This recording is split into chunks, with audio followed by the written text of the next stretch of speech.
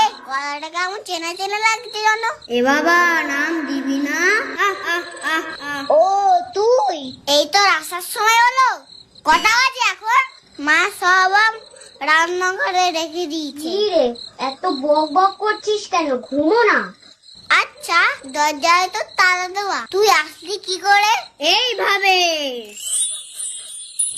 কোথায় গেল? কোথায় গেল? দেখলি? তুই এই ম্যাজিকটা কোথা থেকে শিখলি?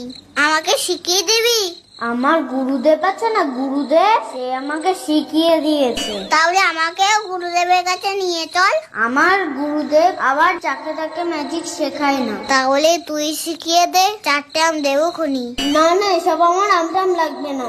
আমার দাঁতে পোকা না, তা তুই এসব শিখে কি করবি?